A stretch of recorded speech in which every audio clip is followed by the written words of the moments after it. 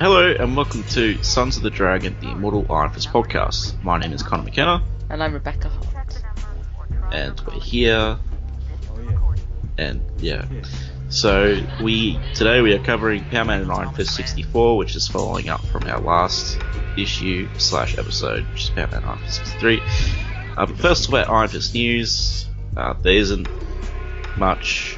Is he appearing in Absolute Carnage, or was that just a variant? I think he's in one of the tie-ins. He's in that Lethal Protectors, Lethal. That's whatevers. right. Yep.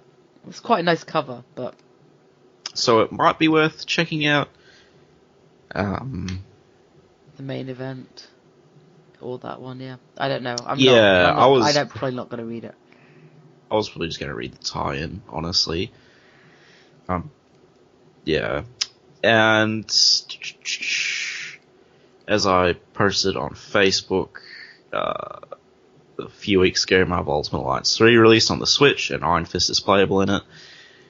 So it's the first time we've had Iron Fist in a video game since 2011, I think, when Ultimate Marvel vs. Capcom 3 came out. So good news for you guys who, want Iron Fist in a video game, because we're never going to get an Iron Fist game, so we'll just look for games where he's playable in them. Yeah. And, he's fun. It's good. And the other news, well, it's not really news, Contagion exists, and that's going to be coming. Contagion is the mini-series that will be coming out. Where they all October. Look like they've been infected by rocks or plants or something. Yeah, weird the zombie fungus version stuff. of. So, it's written by Ed Brisson, so hopefully it'll be good. Yeah, I'm hoping for good. I'm a bit over zombies, so. Yeah, well, we don't really know what it's doing yet. I mean, the fact that it seems to be focusing on street-level heroes is already a bit different from your normal comic book zombie apocalypse, where it's usually, I don't know, everyone, all the heavy hitters. Yeah. So, yeah. I remember there was, in Marvel Zombies, I remember Iron Fist couldn't get turned into a zombie because his chi kept healing him. Yeah, I'm not entirely sure they're zombies, though. They look a bit like either Rocky or Planty.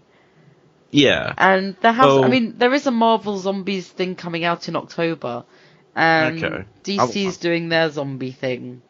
Deceased. I've actually heard it's pretty good. I've heard it's good as well, but again, I like Tom Taylor a lot. I just not that interested in that's zombies. the thing that turns me off, because Rebecca likes Tom Taylor. I don't like Tom Taylor. Well, you just don't like the Injustice setting, right?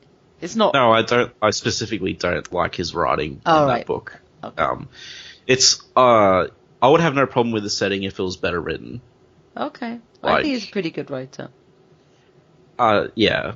I mean, we're not... Sorry. Yeah, so...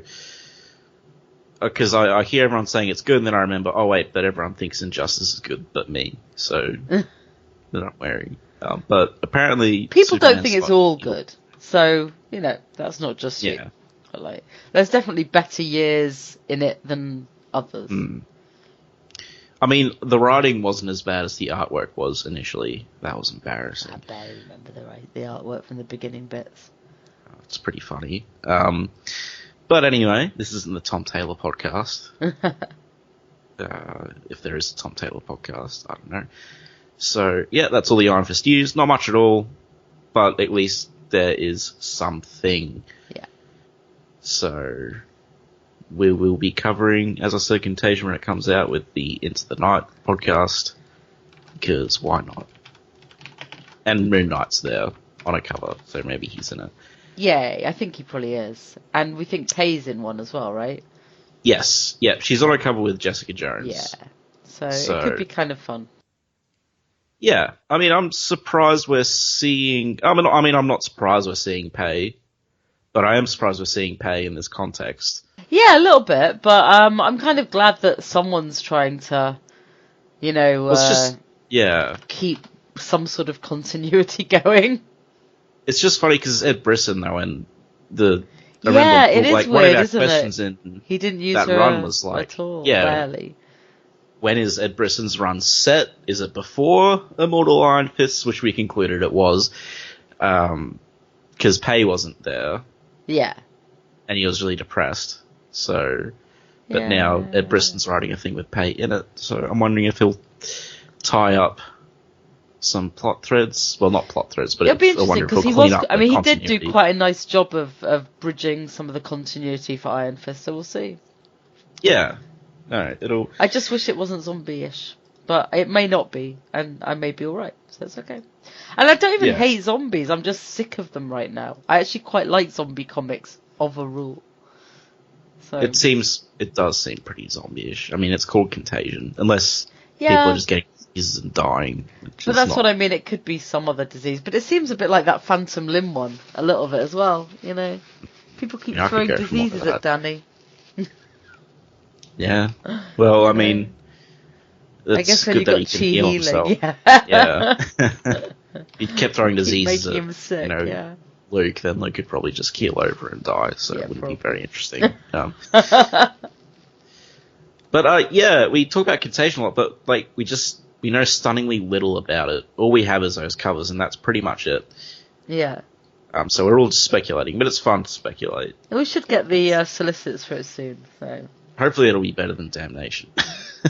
I like Damnation, but if it was a very whimsically, it wasn't like, it was a bit. I liked some of Damnation. I like the Danny bits mostly. The Danny bits, the Doctor Strange bits. I don't like how the way they structured the main book. Yeah, it was a bit strange. Like, you have to read the Doctor Strange issues to understand. Like, the fourth issue of the main book, it starts, and then the Doctor Strange issue takes place in the middle of that book, but it doesn't tell you, and then it just gets, like, resolved off screen. It's very bizarre, and I know what you mean. No good way to read it. And it makes me laugh that they sell like a trade paperback that's just the 4 issues, and it's like, well, you cannot read those 4 issues and know what's going on. But anyway, we're back to Power Man and Iron Fist for better or worse. Better this case. Better this case, but I am sick of it. Of what, Power Man and Iron Fist? Well, I'm just waiting for something interesting to happen. And we've got a while to go. We've got till the run up to 75, really. Alright, guys, I'm not saying I hate the run. Ella Greener's back next issue. Yeah, oh god, yeah, I saw that. I remember thinking, oh, maybe next issue, then I see the Eagle is back. It's like, kill me. I love him. But, I mean, like, these issues, this is like the 3rd time I'm reading them, so I wouldn't have read them the previous 2 times if I didn't like them, but it's just like, it is something that sort of like drags you back to reading like old comics and old, especially ones where they seem to be sort of treading water a little bit. Yeah, and I have the advantage of I was just, there's a lot of these middling issues that are just like okay with some cool bits, but the thing is you can just like keep reading, and then you get to the good issues. Whereas like on the podcast, every 2 weeks we like put all of our attention into one issue, and it's very different than just reading it and moving on to the next issue, if you know what I mean.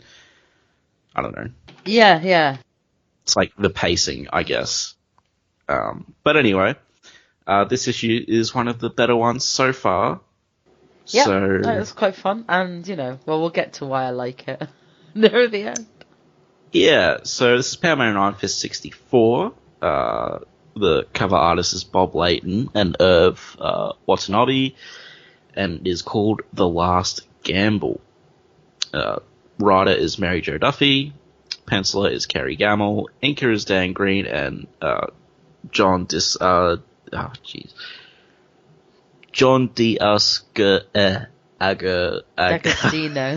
I think. Okay, yep. Colorist Doc Martin, letterer Diana Albers, and editor Dennis O'Neill and Mark Grunwald. So the cover's cool. Yeah, I like it. Poker deck, 2 pair. Yeah. So we got Luke Cage, the Ace of Clubs. Danny, which is the Ace of Diamonds. Death, or Muerte, which is the Jack of Spades. Then... Suerte. Is that Suerte? Well, maybe. Yeah. And he's an 8 of diamonds. And then a Black Cat, which is an 8 of clubs. And they all have roles to play in this story. Yeah. But yeah, it's just a poker thing. And it's cool. Yeah, it is pretty I like poker and casino stuff, so... So yeah, we open up, first page. Luke's, everyone's all ragged from the explosion. Yeah. Which happened last issue. Because if you remember last issue, there was a big explosion and fire at Luke Cage's. Yeah. At the gem. They rescued DW, but the other guy died, and they're all mad now.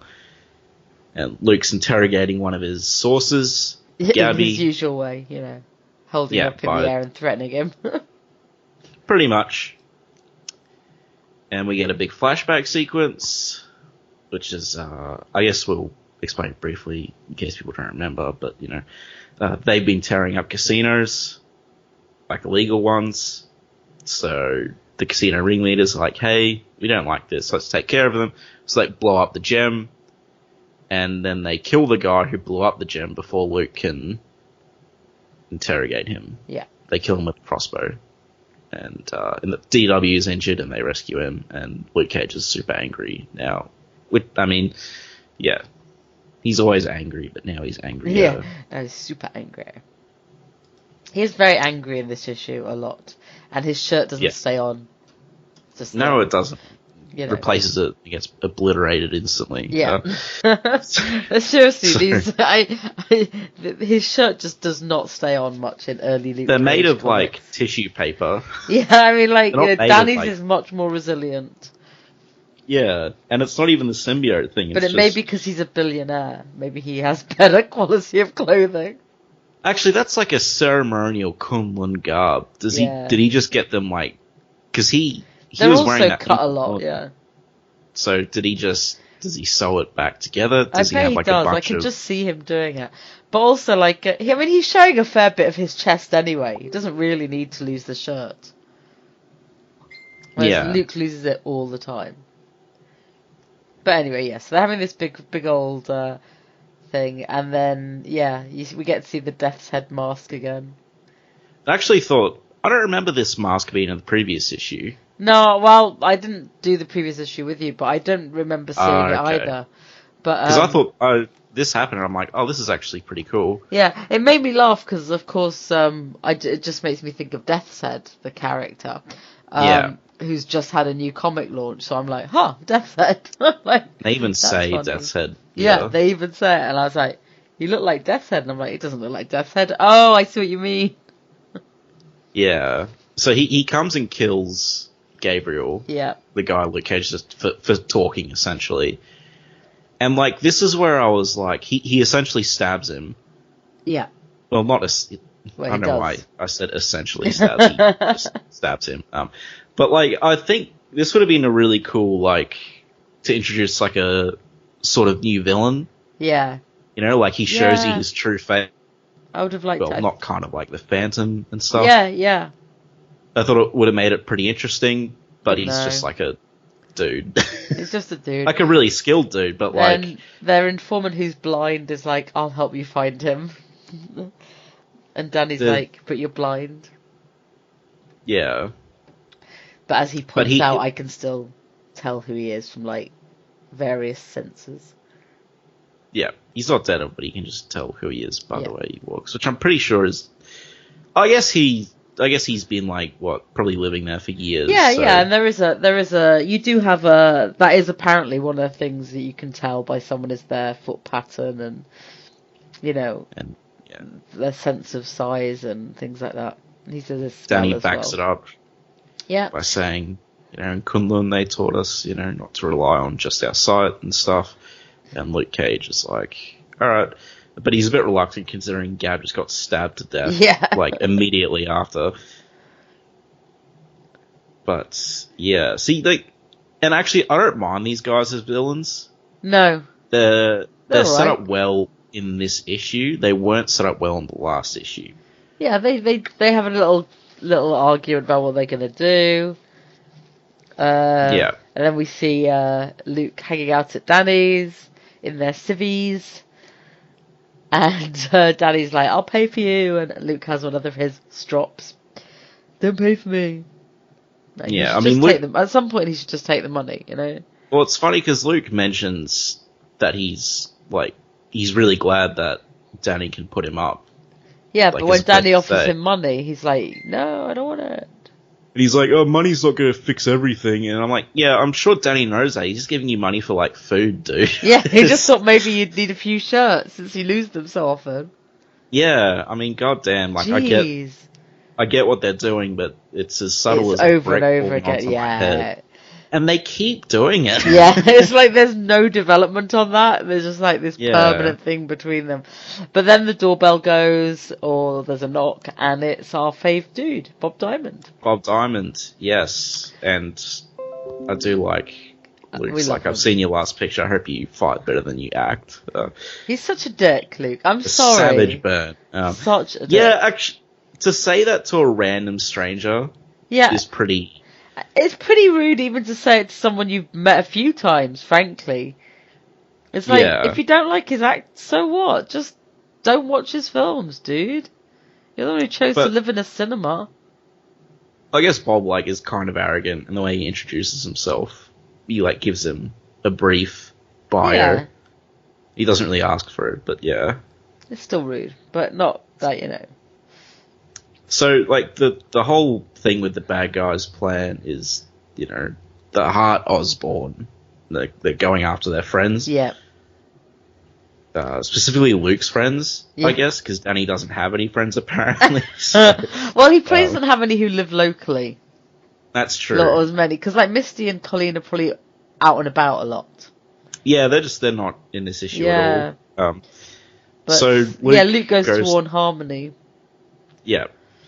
Who is his girlfriend, for people who don't remember, because she hasn't really been in it much. She's just around a little bit. And she's been threatened. Yeah, and so she's very tearful, and he's like, alright, see you later. I mean, he's not, like, he gives her a hug, and he goes, I'm not going to let anything happen to you, I'm not being like that. And then she's like, oh, if they find you here, they'll kill me, and then he gets a bit like, oh, whatever. And he says, alright, babe, I'm going. Thanks, Luke. He says, I mean, he tells her to take a vacation to disappear, which is what she should do. He also broke her door. And he could have taken Danny's money and paid for the vacation for her. Yeah. I mean, she's pretty well off, isn't she? She is, because she's a model, isn't she? Yeah. Maybe not well off enough just to take a vacation all of a sudden. But, yeah, so Luke is trying to get information from people, but everyone's telling him to fob off or running away in terror. And some amusing things. Yeah, then he finally goes to get Jenny. Yeah, and, like, basically drags her out the office. He does get a tip off from Sim, who has a message from Lied Toby.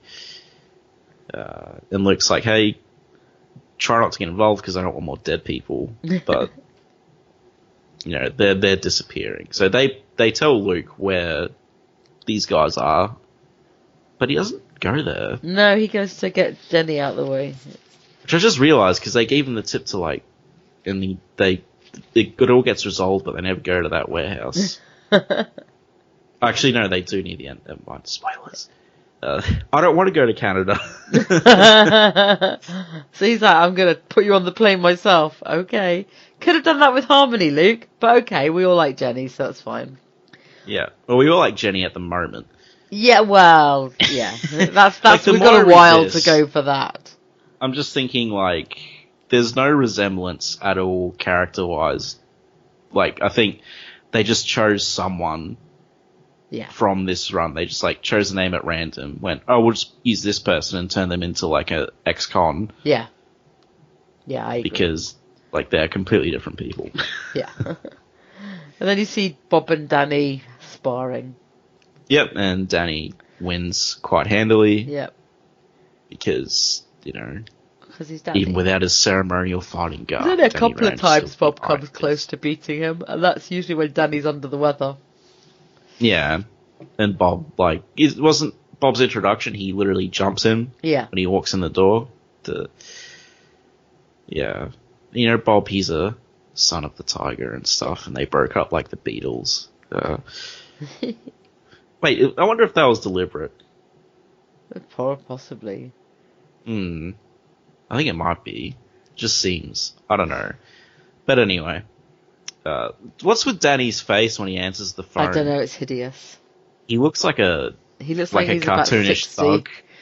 Yeah, he does look like a thug. Yeah. So he gets a phone call from Jenny, in inverted commas, saying, "Come to the office, need you." Even though we know Jenny's being dragged off to the airport by Luke. So how do they fake her voice? Maybe, I don't know. I can't remember what happens with this, but anyway. And then there's someone suspicious outside his apartment fixing the elevator. Yeah. Oh, this is at the Heroes for Hire office. Yeah. Wherever he is. So. Oh yeah. You're right. He's already got to the Heroes for Hire office. He gets into the elevator. Yeah. The janitor reveals his face. Yeah. Woof, yeah. Click. It's such a cool little design. It is. And I like the panel layout's really nice, actually. It feels very claustrophobic when he's getting in the elevator. And I like the whole muerte thing. I like that angle. Yeah. It's just, they could have ultimately been more interesting, but we'll talk about that afterwards. So, yeah, and there was that whole thing last time they mentioned about how there's no 13th floor because Luke's superstitious. Yeah. As are many offices. Really? Yeah, there's a lot of office blocks that don't have a level 13. Wow. But Danny, he sees it's going to 13th floor and he's like, hey, wait a minute. And then he recognizes the janitor as the guy who killed Gabby because he recognizes the body language and stuff. So, Danny's frantically trying to get out. And then he summons the Iron Fist, and we get until that hand becomes unto a thing of iron. Can't remember the last time we got that. Not for ages. Yeah, I know, right? Yeah. This is back when using the Iron Fist was a big deal. Yeah. Now he's just using it all the time because he's more powerful. Goes out the side of the elevator just as and the bullets miss him.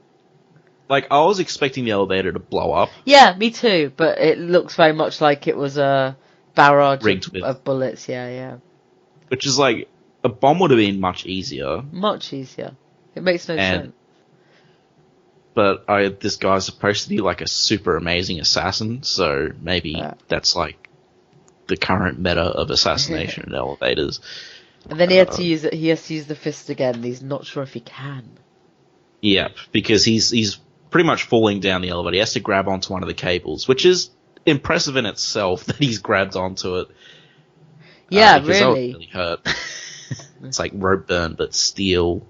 But he summons the chi again, and he bursts through the elevator door.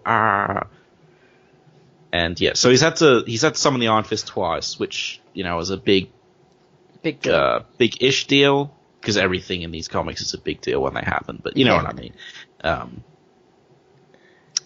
So they left Luke a note because Luke's arrived. Yep. And it says, Powerman, you are the worthiest adversary we've ever faced. As a token of our esteem, we've left a gift for you at your office. Luck, death. And Luke opens the elevator, there's just a bunch of bullet holes. And he's like, Danny was like, I was supposed to be there, but I got out by using the Iron Fist twice. And Luke basically wants to put him on a plane. Yeah, everyone's getting on a plane. Luke's putting everyone on a plane. But Danny's like, well, no, because I'm your partner, not. Yeah, not some woman you can just bundle off onto a plane. Yeah. So then we go back, but we're back at the casino. They're playing cards. Blah blah blah. I think this is the, the shady back room there. Yes. Straight out of a golden age coming from the 40s. Very much.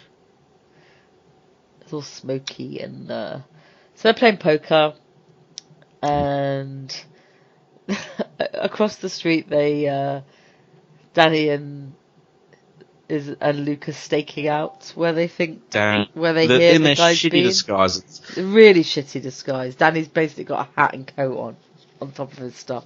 But he's still Put got his on mask like on. normal clothes. For God's sake, he doesn't even cover up like the tattoo. Like put a t-shirt on underneath or something. No, he doesn't even bother. But he does. This little black cat comes across, and he feeds him. He's having him with a bit of his lunch because Danny's lovely, whereas Luke's very unsympathetic and says that you've got no time for this. Honestly, like, I think it would have been better if there was no payoff for the cat, because that means it just would have been like a character moment. Yeah, if that makes sense. Yeah. But like, man, these outfits are so stupid. They're so awful. Like, they're laughable. Like, I don't understand. Like, I know the whole and thing. Luke's got his headband showing, so whatever else he's just wearing a jacket as well. Like, the story's taking itself seriously. So, you know, like, and Luke's got, like, the headband on. Yeah. Like I said, Danny's showing his tattoo and has got his stupid mask on under a hat. I mean, Danny's he's an idiot, though, when it comes to he's Western not good society at this point.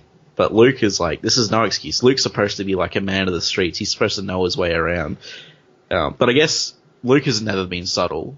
So. Yeah, that's true. He's much more of a ram raider. Anyway, they go in. Anyway, it works. Yep, after taking their coats off. Assassin. Well, their outer trench coat. Yeah. They don't walk in naked. Make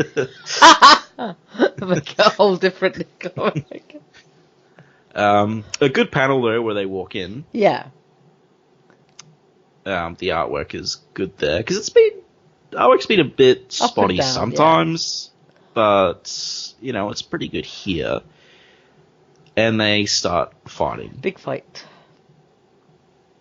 Yeah, so Luke is taking on the Muerte, the assassin. Yeah. And Danny's going after Suerte, the luck guy. Yeah. Which makes sense because Luke's just impervious to all of Muerte's all the bullets and stuff. And eventually a lamp falls on Danny's head, and so... Yeah, this whole thing was pretty funny. Yeah. Because he kicks this guy in the head, and the gun goes off in his hand. So it bounces off a bunch of things, then it severs the lamp from the ceiling, and it lands on Danny's head. And it's because the guy's really lucky, I guess. Yep. But I don't think it's like actual black. No, I don't either, but he does get to make the "I'm just lucky" comment while the other guy's trying to shoot and stab Luke. He throws a grenade. Luke comes back without his shirt. His t-shirt. Like it's completely gone, essentially. Yeah. And he's about to use a flamethrower on him. Yeah. Luke's like, I don't know if I'm in your flames, but he uses a table. Yeah. It's like a shield, then knocks him out with it. And so Danny's trying to find the world's luckiest man. Yeah. And then Luck trips over a black cat. Oh, he steps on his tail. And Danny pounces. No pun intended. Yeah. You're finished, Suerte. Your luck has finally run out. He pounces on him. And, yeah. Please they're all come locked and take up. him away, yep. Luke is shirtless. Danny is all intact. Yep. Maybe, I don't know. Maybe she has a thing. Maybe all the artists have a thing for black men. That's why Luke's shirt just keeps getting taken off. I don't know, but it happens right in the run of his solo comic as well. Yeah, that's why it's so weird. It's just, maybe there's some sort of Marvel in-joke at the time about Luke losing his shirt because he's impervious, so I guess it's the only way to show damage to him. Or like how much he's surviving. I want to talk about these villains. It's like I think these are like good villains for Power Man and Iron Fist. Well, maybe, like if they had like a whole cartel thing set up, I think these are two pretty cool crime bosses to come back. I can't remember if they come back later. I don't think they do, and I really did quite like them as villains. The whole luck and death thing, the mask, you could get some real grimy crimes and stuff going on. But, like, the way they were set up in the last issue, like, in their introduction speech, they're going, oh, we got beaten up. Like, well, that's not how you set up your villains, by telling us straight away that they got the crap beaten out of them by some other superhero. It just makes them seem incompetent. It makes it seem like Power Man and Iron Fist are just getting sloppy seconds. From A-listers. And as I said, if there was like a magic element, whether it was ambiguous or not, that would have been really cool. Well, if the lucky one actually was like supernaturally lucky. Yeah, it would have made a fun villain, kind of like the Rabbit's Foot in Supernatural, like trying to beat that guy. But you know, it was a satisfying two-parter, much more satisfying than the previous two-parter. Yes. Also, a cat saved the day, so I approve. A black cat. Yes. Yeah. Next, Power Man and Iron Fist go to Canada for some all-out mayhem, and we don't mean a hobby in the Return of the Eagle. I wonder if they're going there to pick up Jenny, because like that's the plane Luke threw. That would be pretty great. I can't remember, but it would be quite funny. Yeah, but yeah, enjoyable issue. Yeah, I liked it. It was fun. And it's meaty, like it's got action all throughout it. You know? Yeah. Yeah. Because you got like stuff like the sparring match breaking things up. The pacing's just good.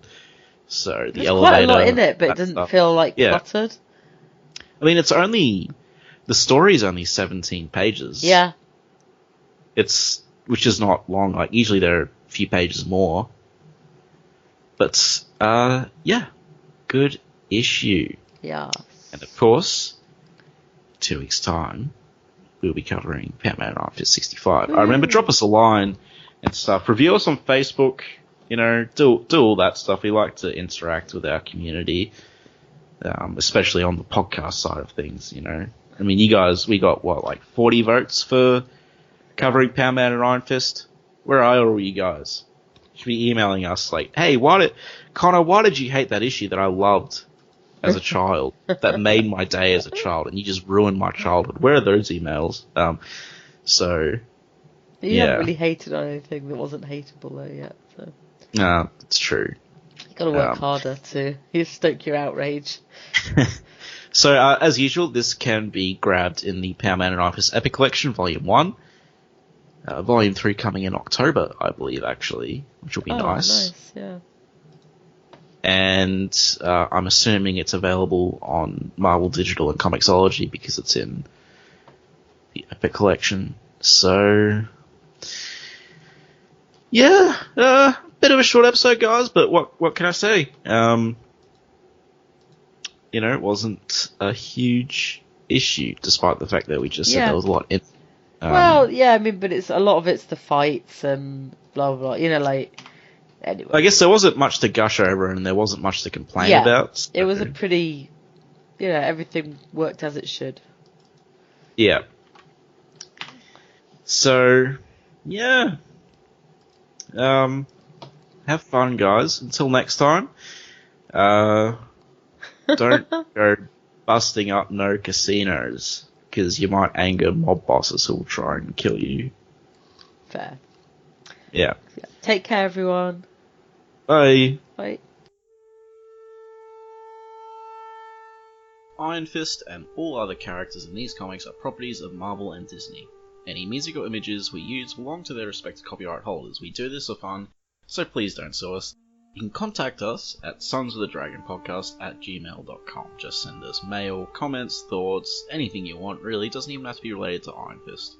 If you don't want it read on the air though, make sure you mention that. You can also find us on Facebook, the Immortal Iron Fist Podcast, Sons of the Dragon, our Twitter, at Iron Fist Podcast, our SoundCloud, soundcloud.com/Sons of the Dragon, hyphens where the spaces are, our YouTube, Connor Carl, just search Iron Fist Podcast and you'll find us real quick.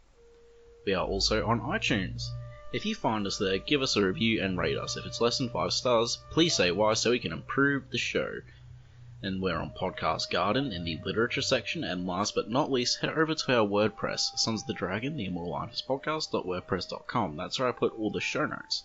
I'd like to thank Thomas Tissot for composing the Iron Fist theme song we use at the start of our Iron Fist episodes on the podcast.